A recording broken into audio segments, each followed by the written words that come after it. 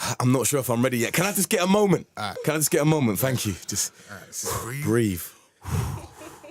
Get some yoga techniques in. Stretch. Compose yourself. Ready? Okay. Let's do it.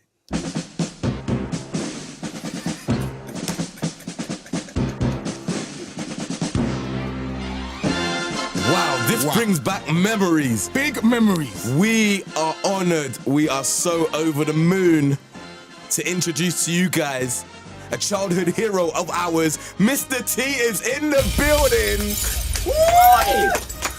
I am humbled and I'm honored, and I feel really that I'm not worthy for all this adulation. Underneath my tough exterior, I'm nothing but a big, overgrown, tough mama's boy, and that's the message I try to get to the young brothers, that it's nothing sissified or punkish to say you love your mother. Because if you love your mother, you're not going to get caught up in a lot of bad things. See, I would rather die and burn in hell than to bring dishonor or disrespect to my mother. So that's the type of guy I am. So like I said, on the outside, I am tough because I played football, I wrestle, I box, I study martial arts. But inside, I'm a tender, loving man. I feed the hungry, I clothe the naked. I go to the hospital to visit the sick. I try to give back. So that's who I am. I use my celebrity status for the good of mankind. And that's exactly what you're doing on this trip to the UK. Yes, part of it. Like I said, I'm doing some promotional stuff, and the other day when I got in town, I went to the church and hospital, I try to do things like that because that's who I am, because my mother told me that the blessed of us must try to save the less of us, and God has tremendously blessed me. So I go back and give, try to lift someone's spirit. I must tell you that going to the hospital, it is emotional, it's draining. As tough guy as I am, when I leave the hospitals, I am crying. Because I see so many sick kids, So I get weak, but it's a blessing in disguise because, like I say, where I get weak, I get strong because I know I tried to give back. I tried to make a kid smile, and that's what my life purpose on earth is. We're happy you're doing that, man. Yeah. We're so happy you're doing it. We couldn't think of a better person to do things that you do for the youngers and the people that need it. But you've still got the Mohican. Yeah, I got to have it, brother. I'ma have it till it all fall out. That's me. See, I'm not gonna be like some brothers. One minute they got the mohawk, next minute they got the Jerry curl, next minute they got a braid, next minute they got a ponytail. They don't know who they is. But Mr. T, I'm gonna tell you audience out there. See, when you are your own man, people gonna criticize you at first. They laughed at me at first when I came out with the mohawk back in 1979. But then a couple years later, I'm on Rocky 3. I'm on the 18. I got Mr. T Dolls. I got Mr. T Cartoon. You're wrestling. Then all of a sudden, wrestling. Then all of a sudden, the people not laughing no more. Now they jealous. Now they want to wear the mohawk hairstyle. They copycats, little wimps. You started it. Exactly, You brother. started the mohawk. Definitely, brother. See, I've started to grow my hair. Like, I didn't get the trim in time, but do you think it's long enough to cut it into a mohawk style now? No, that might not be your style to get a mohawk. Oh, man. No, let me explain. Okay. Let me explain Okay. because you are where you want to be already. So you don't need that. Okay. You see what I mean? I hear that. See, I came out, my style mohawk mainly because I was a bodyguard. I wanted people when they see me to say, hey, this guy is for business. Don't play with this guy. So I let people know because I wasn't talking, I wasn't fumbling around. So with the mohawk style, my bow tie, and my suits I used to wear, let people know, get back, get away from this guy. So that's all part of my demeanor then.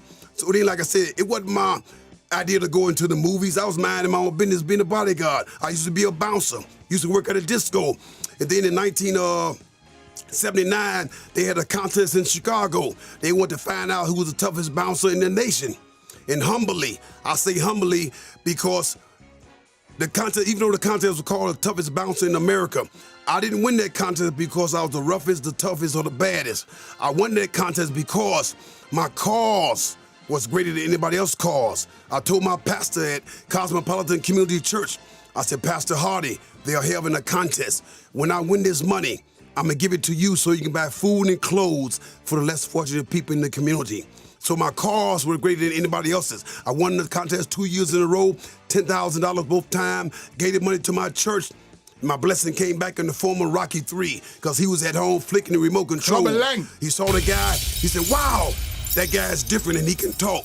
So my blessing came back in the form of Rocky 3 because he picked me for the movie. Wow. What did you have to do in that competition, the toughest bouncer competition? Well, it was 3 parts. One part, each contestant had to run through a real door. A real door? A real door had doors nailed up. One guy ran through it, he cut his head. The other guy ran through it, he got knocked out. They brought an ambulance in, you know. It's a certain way when you run through a door. You gotta hit the door with your shoulder and your hip at the same time. And then after you do that, that's called a blast. Another part is called a bounce, where each guy, now, a lot of people mistook this for midget tossing. We wasn't tossing midgets. Okay. We brought in a stunt man. He weighed 120 pounds. And each bouncer had to throw this stunt man as far as you could. Yeah. How far did you throw him, Mr. I threw him 17 feet. Wow. So Can you just throw Ace No, not through me, a window no. or something? Yep. Please. Can you just demonstrate that? Because we've got the cameras on you and we'll put it on the website. Yeah, and then the 2 guys with the highest score, you box it out in the ring. So it's 3 wanted the box, the blast, and the bounce. That sounds gruesome. That does sound gruesome.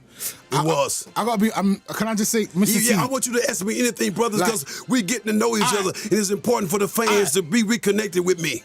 Can I get personal for a second? Yes, you can. I want you to. When I was 6 years old, I wrote to Santa Claus. Okay. Father Christmas. Okay. I wanted Mr. T to pick me up from school in the 18 van. Okay. And you didn't turn up. Did that let it get to you? You didn't turn up, man. No, let me tell you something.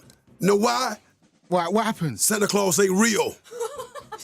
No. If Santa Claus ain't real, if you wrote to Mr. T personally, Mr. T would have showed up. But you're writing to Santa Claus, some fat white man in a red suit gonna come down the chimney of the black folks. Come on, get real, brother. You could have just said Get real. he was naughty that year or something. No. Ain't no Santa Claus. That's our problem. You know, here we got Santa Claus hitching a ride on Jesus Day.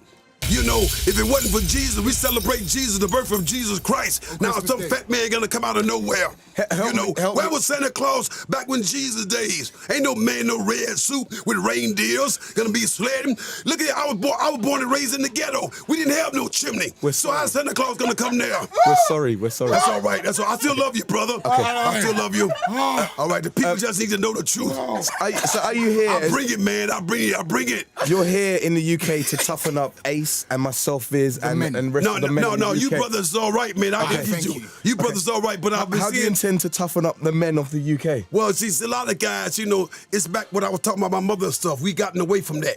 It's respect for the women. You know, like I say, even fair play. See, guys go out, like the rugby, some of the rugby players, they're tough. But a lot of guys, like, they forget the sportsmanship of it. Yes. You know, it's not like Vis Troublemakers said, winning ain't everything, it's the only thing. That's a lie. You know, it's not who win or lose, it's how you play the game. It's sportsmanship. Like if we out there playing football, we supposed to hit each other hard, tough, rugged. Then after the game is over, we give each other a manly hug and say good game. That's about good sportsmanship. Another thing, see, I wrote a manifesto to help guide the guys to be good. You know, it's about telling guys, if you go out drinking, don't drink and drive.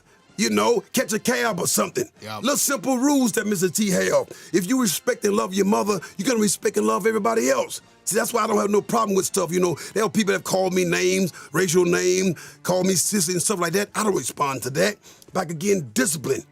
You see, when you're disciplined, when you're secure with yourself, you don't have to say, hey, man, I'm going to get you. You looked at me wrong. What's wrong with you? I'm going to meet you outside. We're going to do it. You don't have to go there. So tell Ace, when I call him stupid, ignorant, all of them words, don't respond. Mr. T, just take it. Nothing will get you angry then, and angry enough to do. No. If someone touched your Mohican and messed it up or cut off a little piece of it, would you not just give them one and pity the fool? Well, I would have to pity the fool. I would have to do something then. I'm going to tell you I'll do something then. Because you have violated me. Okay. You have touched me and assaulted me. Yeah. See, I have a right to defend myself. Right. But if you call me a sissy and a punk and all that, hey, Mr. T, you ain't nothing. Hey, Mr. T, you a punk. You ain't touch me. But when you touch me, that's a different thing. Okay. See, I'm trained to defend myself. But long as you talk about me, that ain't nothing. My mother told me, it's not what they call you, it's what you respond to.